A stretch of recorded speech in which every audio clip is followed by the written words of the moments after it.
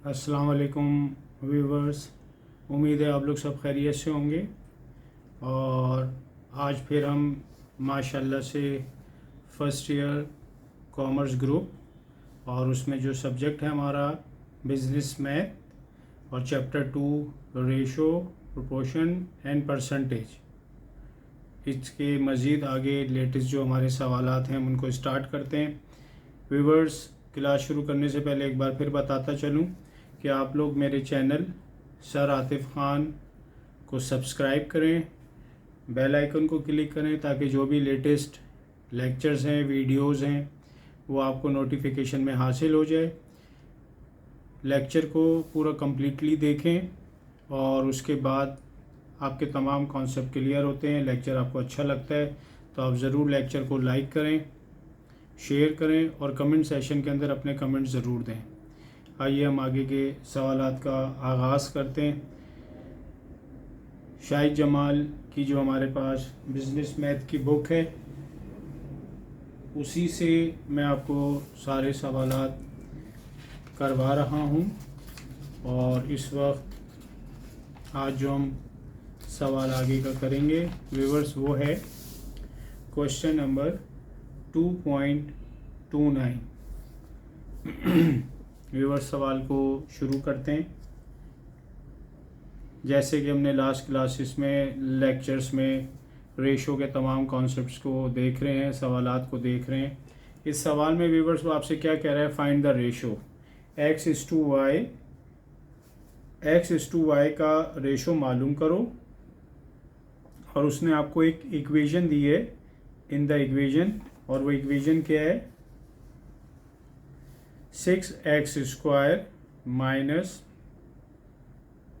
23xy plus 20y²। तो viewers याद रखिए, हमें x इज़ टू वाई इसका रेशो मालूम करना है कि इस इक्वेशन की मदद से x की वैल्यू क्या है और y की वैल्यू क्या है। तो याद रखिए, जब भी हमें कोई इस तरह का सवाल सॉल्व करना है तो हम पहले सॉल्यूशन, और हमारे पास जो इक्वेशन है वो है 6x² minus 23xy plus 20y²। ये हमारे पास इक्वेशन है। तो हम इसका फैक्टराइजेशंस की मदद से इसको सॉल्व करेंगे। फैक्टराइजेशन में हम क्या करेंगे, ये 20 जो है उसको 6 से मल्टीप्लाई करेंगे। तो 20 को जब आप 6 से मल्टीप्लाई करें तो ये हो जाएगा 120। इसका एलसीएम निकालें। एलसीएम व्यूअर्स हमेशा छोटे से छोटे नंबर से निकालें। 2 6 12, 2 3 6, ये 0 ऐसे आया। फिर 2 1 2, 1 बच गया, वो इधर चले गया, तो ये बन गया 10। अब 2 के टेबल में 15 नहीं आता तो अब आप 3 में देख लें। 3 5 15 और 5 1 5। तो व्यूअर्स देखिए, हमने 120 का एलसीएम निकाला। अब 6x² तो ऐसे ही लिख लें एज इट इज़। अब आपको करना ये व्यूअर्स की जो मिडिल वैल्यू है, मिडिल जो नंबर है -23xy, ये फैक्टर से आपको -23xy जनरेट करना है। इनको मल्टीप्लाई करके, प्लस करके या माइनस करके। तो देखिए 2 2 4, 4 2 8, यहाँ से 8 तैयार हो गया। 5 3 15 तैयार हो गया। 15 और 8 को अगर मैं प्लस कर दूं तो 23 हो जाएगा। लेकिन देखिए 23 के साथ माइनस भी हमने चाहिए, तो कोई मसला नहीं है, हम जो 8 है उसके साथ भी माइनस लगा देंगे और 15 के साथ भी माइनस लगा देंगे। तो हम ये पढ़ चुके हैं कि अगर दोनों नंबरों के साथ माइनस है तो वो प्लस होता है और साइन माइनस की आती है। आइए इसको सॉल्व करते हैं। 6x² ऐसे ही लिखा, यहाँ से हमारे पास 8 माइनस लगा के 8x और दूसरा -15 लगा के माइनस 8xy कर दें और माइनस 15xy कर दें, क्योंकि यहाँ पे xy है। तो माइनस 8xy और माइनस 15xy, तो इस तरह से ये माइनस 23xy हो जाएगा और प्लस 20y² इक्वल्स टू 0। तो देखिए ये हमने एक इक्वेशन दी थी, एक्स वाई का रेशो मालूम करना है, हमने इसका एलसीएम निकाला, एलसीएम निकाल के फैक्टर्स बनाए और फैक्टर्स को कुछ इस तरह से प्लस करें या माइनस करें कि वो मिडिल वैल्यू बन जाए उस साइन के साथ। तो यहाँ पे माइनस था तो हमने लिया था, दोनों के साथ माइनस लगाया, अगर प्लस करेंगे तो 23 हो जाएगा और साइन माइनस की आएगी। अब ये शुरू के जो 2 नंबर हैं इसका पेयर बना लें और ये लास्ट के जो 2 नंबर हैं इसका पेयर बना दें। इसमें देखेंगे कॉमन क्या है जी, एक तो 6 है और 8 है, इसमें कॉमन 2 लिया जा सकता है। दूसरा x² यानी x² का मतलब कि इसमें x 2 बार है और इसमें x 1 बार है, तो x भी कॉमन आ जाएगा। 2x कॉमन आने के बाद अब 2x को ऐसे नंबर से मल्टीप्लाई करेंगे 6 आ जाए, तो 2 3 जा 6 और हमें x² चाहिए। यहाँ पे हमारे पास सिंगल x है तो एक और x लगा दें। अब इनको अगर हम मल्टीप्लाई करें तो ये 6x² बन जाएगा। फिर उसके बाद है माइनस, तो 2 के साथ ऑलरेडी हमारे पास प्लस लगा हुआ है, तो हम प्लस माइनस माइनस हो गया। फिर हमें 8 चाहिए, तो 2 को आप 4 से मल्टीप्लाई करें तो 2 4 जा 8। x चाहिए, x हमारे पास ऑलरेडी है। y चाहिए, y अंदर ब्रैकेट में लिख दें। तो देखिए व्यूअर्स ये आ गया 3x माइनस 4y। सेम इसी तरह माइनस 15xy प्लस 20y²। इसमें देखिए कॉमन क्या है, -5, क्योंकि 5 के टेबल में 15 भी आता है व्यूअर्स और 20 भी आता है, और y -5y कॉमन ले लिया। अब हमें माइनस चाहिए तो ये माइनस है, तो माइनस प्लस माइनस और 5 3 जा 15, तो देखिए यहाँ पे भी 3 आ गया। x चाहिए, x लिख दिया। y चाहिए, y ऑलरेडी हमारे पास बाहर कॉमन में। फिर उसके बाद देखिए ये प्लस है। अब माइनस को ऐसे साइन से मल्टीप्लाई करेंगे वो प्लस बन जाए, तो माइनस माइनस प्लस हो गया। ये माइनस और ये माइनस को आपने मल्टीप्लाई किया तो ये प्लस बन गया। उसके बाद 20 चाहिए, तो 5 4 जा 20 और y² चाहिए, हमारे पास सिंगल y है, एक y और लगा दें जी। तो ये हमारे पास आ गया 3x माइनस 4y। दूसरी एक और चीज़ व्यूअर्स याद रखेंगे, जब आप फैक्टराइजेशंस कर रहे होते हैं तो जो शुरू के 2 पेयर्स के साथ हमारे पास ब्रैकेट में आएगा वही चीज़ हमारे पास यहाँ भी लाजमन आएगी। तो इसका मतलब है कि आपका सवाल बिल्कुल सही किया जा रहा है। अब जो कॉमन है, जो दोनों तरफ आया है, उसको वंस अ टाइम एक बार लिख दें। और दूसरा हमारे पास क्या है, 2x minus 5y equals to 0। तो देखिए ये हमारे पास इक्वेशन कुछ इस शक्ल में आ गई। अब हम 3x माइनस 4y को 0 कंसीडर करेंगे पहले एक बार। 3x माइनस 4y बराबर है 0। तो अब 3x माइनस 4y बराबर है 0, तो हमारे पास 3x बराबर हो गया -4y को आप उधर ले जाएं तो ये हो गया 4y इक्वल्स टू के इस तरफ जब गया तो ये बन जाएगा 4y, यानी जो माइनस है वो जाके प्लस हो जाएगा। अब उसके बाद आपके पास आ रहा है x, तो 3x बराबर है 4y, तो x किसके बराबर हुआ, x बराबर हो गया 4y अपॉन 3। तो देखिए व्यूवर्स हमारे पास जो x है वो आ गया 4y अपॉन 3। अब हमें x भी चाहिए और y भी चाहिए, यानी कि हमें y चाहिए नीचे किसी तरह से, ताकि x y का हमारा रेशो बन जाए। तो हम इसको कहेंगे divide by y on both side, divide by y on both side, दोनों तरफ हम y से डिवाइड कर देंगे। x अपॉन y बराबर है 4y अपॉन हमारे पास क्या हो जाएगा 3 और मल्टीप्लाई बाय 1 अपॉन y, यानी इसको भी y से डिवाइड कर दिया और इसको भी y से y कट गया, तो x अपॉन वाई का मतलब है x अपॉन वाई बराबर है 4 upon x upon y equals to 4 upon 3। इसको अगर हम रेशो में लिखें तो x इज टू वाई बराबर है 4:3। तो देखिए एक तो आपके पास ये आंसर आया, दूसरी आपके पास इक्वेशन क्या आई है 2x minus 5y, 2x minus 5y बराबर है 0। इसको भी सेम इसी तरह से सॉल्व करें, 2x यहीं रखें, 5y को वहाँ ले गए, -5 वहाँ गया तो +5y हो गया, तो x हमारे पास हो गया 5y अपॉन 2। जैसे ये x बराबर हो गया 4y अपॉन 3, तो ये x हो गया 5y अपॉन 2। अब इसमें भी हमें नीचे y चाहिए, तो आप divide by y on both side लिख दें, divide by y on both side. तो क्या बन जाएगा ये x upon y 5y upon 2 multiply by 1 upon y, y से y कट गया तो x अपॉन वाई बराबर है 5 अपॉन 2। तो लिहाजा आंसर क्या हो गया x इज टू वाई बराबर है 5:2।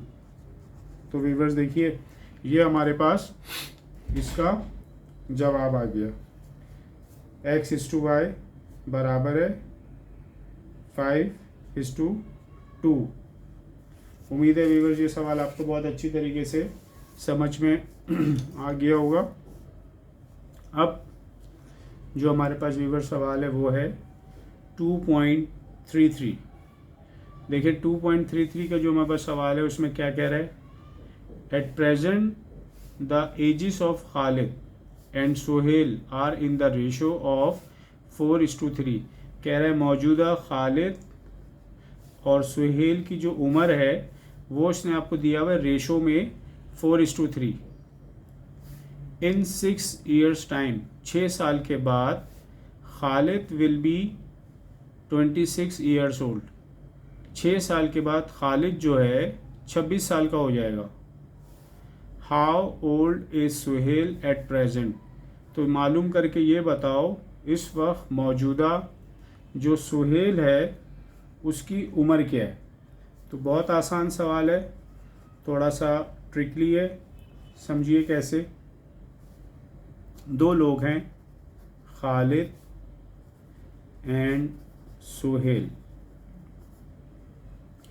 हम खालिद के लिए व्यूअर्स x ले लेते हैं एंड और सुहेल के लिए y ले लेते हैं, यानी x से हम खालिद को रिप्रेजेंट कर रहे हैं, y से हम सुहेल को कर रहे हैं। अब हमने इसने हमें रेशो क्या दिया है 4:3, तो यानी कि x इज टू वाई बराबर है 4:3, यानी कि इसका मतलब हुआ x अपॉन वाई बराबर है 4/3। तो x अपॉन वाई बराबर है 4/3, ये आ गई समझो हमारे पास एक इक्वेशन 1। अब अगर हम x है हमारे पास खालिद, तो हम x की अगर वैल्यू निकालें खालिद की, तो खालिद की प्रेजेंट एज हमें नहीं मालूम, सपोज करें वो x है, 6 साल प्लस 6, उसके बाद खालिद जो है 26 साल का हो रहा है, यानी कि हम इसको क्या कहेंगे, after 6 years of age Khalid. ठीक है, तो x बराबर है 26 माइनस ये +6 वहाँ गया तो -6, तो x बराबर हो गया 20, यानी कि इस वक्त खालिद जो है प्रेजेंट एज ऑफ खालिद वो है 20 साल का। इस वक्त खालिद जो है वो 20 साल का है, तो ये खालिद की जो उम्र है ये इक्वेशन में पुट कर दें, पुट x बराबर है 20 in above equation, x upon y बराबर है 4/3, x कितना है 20 अपॉन वाई बराबर है 4/3, क्रॉस मल्टीप्लाई कर दें, 4y बराबर है 20 मल्टीप्लाई बाय 3, 4y बराबर है 60, y बराबर है 60/4, तो 60 डिवाइडेड बाय अगर आप 4 करते हैं, 2 2 ज़ा 4, 2 3 ज़ा 6, 0, 2 1 ज़ा 2, 2 1 ज़ा 2, 1 इधर कैरी 5, तो y यानी कि सुहेल 15 साल का हुआ प्रेजेंट, y इक्वल्स टू 15 यानी कि Suhail will be at 15 years old presently. ये इसका आंसर हो गया। सुहेल जो है हमारे पास इस वक्त मौजूदा 15 साल का हुआ। उम्मीद है व्यूवर्स ये सवाल आपको बहुत अच्छी तरीके से समझ में आ गया होगा। अब आगे बढ़ते हैं हम कि आगे हमारे पास कौन सा सवाल है और बुक में क्या आ रहा है। तो हमारे पास क्वेश्चन आ रहा है व्यूवर्स 2.35। फिर से बताता चलूँ, जो आपकी बुक है व्यूवर्स वो है शाहिद जमाल, और उस बुक में ये फर्स्ट ईयर कॉमर्स की शाहिद जमाल और चैप्टर नंबर 2.35 जो है हमारे पास दिस वन 2.35। अब व्यूअर्स जो अब मैं चैप्टर 2 के आपको सवालात करवा रहा हूँ, ये हैं डायरेक्टली और इनडायरेक्टली प्रोपोर्शनल के। आइए सवाल देखते हैं। If Ali can read 30 pages of a book in 3 days। ठीक है, कि आपसे वो कह रहा है अगर अली 30 पेजेस बुक के 3 दिनों में पढ़ता है, देन फिर ये बताओ same rate how many pages will be read in 11 days। तो देखिए ये जो डायरेक्टली प्रोपोर्शनल और इन्वर्सली प्रोपोर्शनल होगा, इसका थोड़ा सा ट्रिक समझ लें कि इस तरह के सवाल को अटेम्प्ट कैसे करेंगे। सबसे पहले देखेंगे हमें मालूम क्या करना है। यहाँ 30 पेजेस और ये पूछ रहा है हाउ मैनी पेजेस। तो सबसे पहले आप क्या करेंगे, हमेशा इस तरह के सवाल में पेजेस का पहले लिख लें, सबसे पहले कॉलम के पेजेस, और उसके बाद क्या हमारे पास सेकंड चीज़ क्या दी इसने, डेज, वो लिख लें डेज। अब जो डाटा दिया इसने वो पुट कर दें। सबसे पहले वो कह रहा है 30 पेजेस हैं कितने दिनों में, 3 दिनों में, और उसके बाद कह रहा है हाउ मैनी पेजेस, यानी अब हमें मालूम करना है कि कितने पेजेस अली पढ़ेगा 11 days में। तो अब हमें जो चीज़ नहीं मालूम वो हमेशा पहले बना दें, तो पेजेस का कॉलम पहले बना दें, और जो मालूम करना है उसको कह दें एक्स, कि हमें मालूम करना है भाई कितने पेजेस पढ़ेगा कितने दिनों में, 11।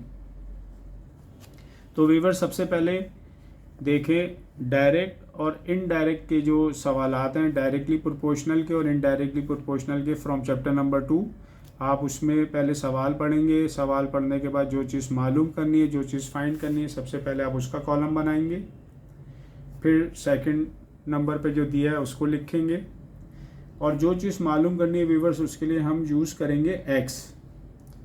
अब हम ये देखेंगे कि ये डायरेक्टली प्रोपोर्शनल है या इन्वर्सली प्रोपोर्शनल है। अली जो है 3 दिन में 30 पेजेस पढ़ रहा है। जब नंबर ऑफ डेज बढ़ा दिए कि भाई अब अली जो है 11 दिन पढ़ेगा, तो ऑब्वियसली जब 11 दिन पढ़ेगा तो पेजेस भी ज़्यादा हो जाएंगे। तो याद रखें जब साइमल्टेनियसली एक साथ जो है दोनों चीज़ें या तो बढ़ रही होंगी या कम हो रही होंगी, जैसे कि इस वक्त 3 दिनों में 30 पेजेस हो गए, अब दिन बढ़ा दिए 11, तो यकीनन जो है पेजेस वो 30 नहीं बल्कि इससे ज़्यादा पढ़ेगा, वो रीड करेगा। तो ये दोनों का जो रिलेशन हुआ हमारा वो डायरेक्टली हुआ। डायरेक्टली का देखें ये निशान है, नीचे की तरफ आप एरो बना दें, यानी हेड जो है एरो का जो हेड है वो नीचे आ जाएगा, इस तरह से, ये डायरेक्टली प्रोपोर्शनल है। उसके बाद आप क्या करेंगे, लिख दें there is a direct proportion, directly proportion हुआ ये। अच्छा भाई, अब डायरेक्टली प्रोपोर्शनल हुआ तो अब इसको लिखेंगे ऐसे, जहाँ पे हेड आ रहा है यानी x के आगे हेड है तो x पहले लिखें और अपॉन में ये हेड है, एरो का ये नीचे वाला हेड है, जो एरो आ रहा है इसको हेड कहेंगे, और पीछे जो है वो टेल है। तो हेड के साथ क्या x, x पहले लिख दें अपॉन 30, यानी टेल जो है नीचे ले जाएं, x अपॉन 30 इक्वल्स टू 11/3। इस तरह से याद रखें, दोनों चीज़ें अपॉन में और बीच में इक्वल्स टू आ गया तो ये फिर क्रॉस मल्टीप्लाई होगा। x को 3 से या 3 को x से मल्टीप्लाई करें तो ये 3x हुआ, और 11 को 30 से मल्टीप्लाई करें 3x, 11 30 से 330। याद रखिए हमें x मालूम करना है, जो मालूम करना है उसको अपनी जगह पे रखें, इक्वल्स टू पे 330 है, इसको भी अपनी जगह पे रखें, और जो चीज़ x के साथ मल्टीप्लाई हो रहा है वो 330 के नीचे जाके डिवाइड हो जाएगा। इस तरह से हमेशा यही किया जाता है कि जब x की वैल्यू मालूम करनी है तो x अपनी जगह पे रहेगा, 330 अपनी जगह पे रहेगा, और x के साथ जो 3 है वो नीचे आके डिवाइड हो जाएगा। 3 1 जा 3, 3 1 जा 3, 0 एज इट इज़। तो पता चला x यानी कि अली जो है 11 डेज में 110 pages will be read in 11 days. तो व्यूअर्स देखिए ये इसका आंसर हो गया, और बहुत ही ईजीली आपको आसानी से डायरेक्टली प्रोपोर्शनल के सवालात समझ में आ गए होंगे आपको। आइए व्यूअर्स नेक्स्ट सवाल पे चलते हैं, वो है क्वेश्चन नंबर 2.39।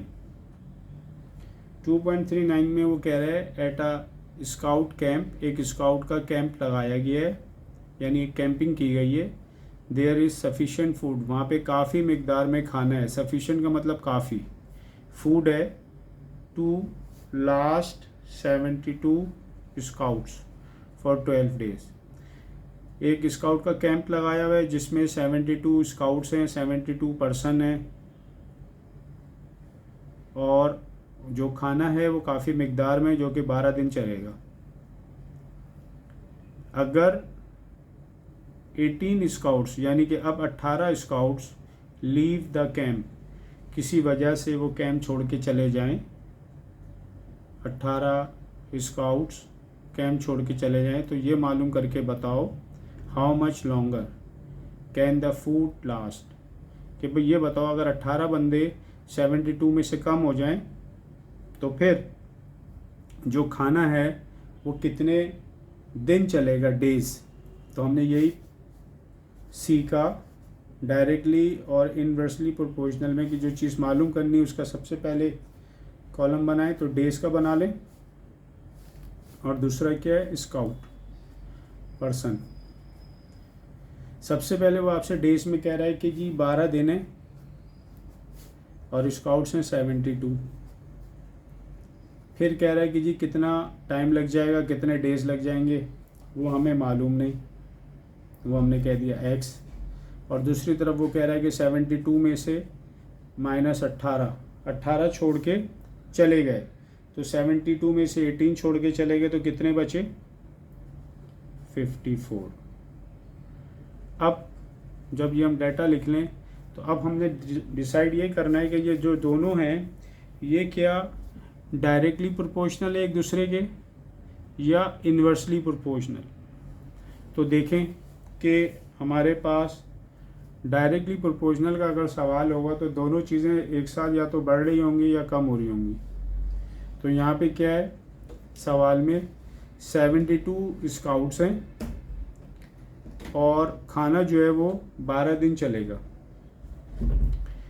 अब दूसरी तरफ अगर हम देखें कि हमारे पास स्काउट्स कम हो गए तो दिन भी कम हो जाने चाहिए, लेकिन दिन हमारे पास ज़्यादा हो जाएगा क्योंकि बंदे कम हो गए तो खाना ज़्यादा चलेगा। तो लिहाजा ये जो सवाल है हमारे पास वो इन्वर्सली हो गया। फिर से देखिए एक बार, 72 स्काउट्स हैं, 10-12 दिन खाना खाएंगे, वो 12 दिन का खाना है। अब जब बंदे आपके पास कम हो गए, स्काउट्स आपके पास अब कम हो गए, तो दिन भी कम होने चाहिए लेकिन दिन ज़्यादा हो जाएंगे। तो जब दिन ज़्यादा हो जाएंगे और ये कम हो रहा है तो ये दोनों एक दूसरे के अगेंस्ट, दोनों एक दूसरे के अपोजिट हो रहा है, इसलिए हमने इसको कहा इन्वर्सली। इन्वर्सली का यही है कि एक एरो नीचे तो एक एरो आप ऊपर कर लेंगे और इसके बारे में लिख लें कि देयर इज़ अ इन्वर्सली या इन्वर्सल प्रोपोर्शनल।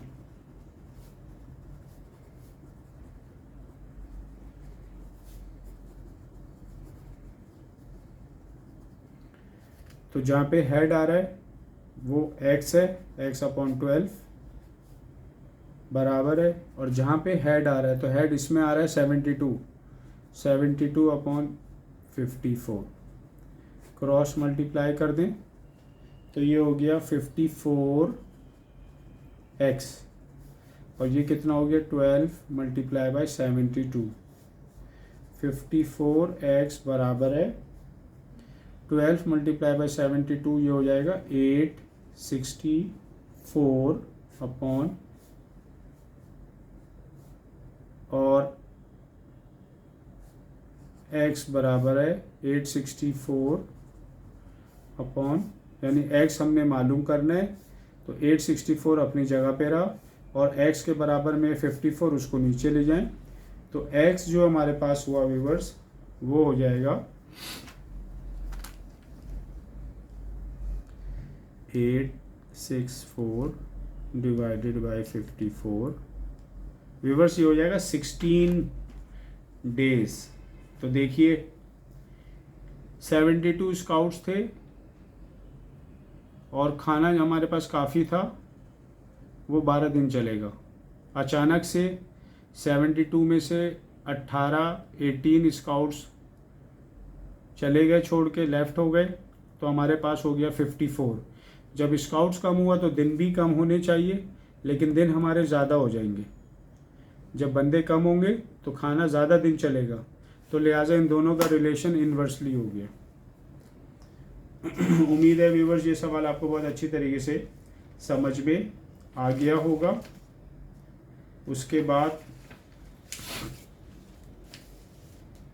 हमारे पास क्या था, 864, 12 को हमने 72 से मल्टीप्लाई कर दिया तो हमारे पास आ गया 54।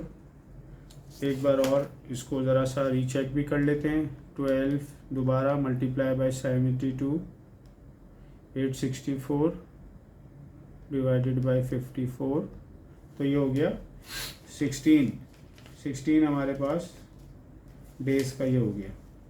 उम्मीद है ये सवाल आपको बहुत अच्छी तरीके से समझ में आ गया होगा, बहुत कॉन्सेप्ट इसका आपके पास क्लियर हो गया होगा।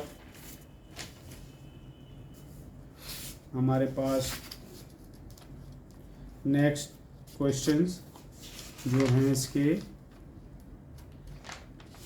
वो इंशाल्लाह व्यूअर्स नेक्स्ट क्लास में मैं आपको आगे के मज़ीद सवालात चैप्टर नंबर 2 के नए टेक्निक्स के साथ इंशाल्लाह जल्द जल्द करवाऊँगा। जाते जाते एक बार आपसे कहता चलूँ कि आप लोग मेरे लेक्चर को बिल्कुल आखिर तक देखा करें, कॉन्सेप्ट क्लियर किया करें। मेरे चैनल सर आतिफ़ ख़ान को सब्सक्राइब करें, बेल आइकन को क्लिक करें ताकि लेटेस्ट आपको जो भी मेरे लेक्चर्स हैं वो नोटिफिकेशन से हासिल हो जाएं। लेक्चर को पूरा देखें, कम्प्लीटली देखें, उसको अटेम्प्ट करें। इंशाल्लाह ज़रूर आपको इससे बहुत फ़ायदा होगा तो आप मेरे लेक्चर को लाइक करें, शेयर करें और कमेंट सेशन के अंदर ज़रूर अपने कमेंट्स दें। अपना ख्याल रखिएगा। अल्लाह हाफिज़।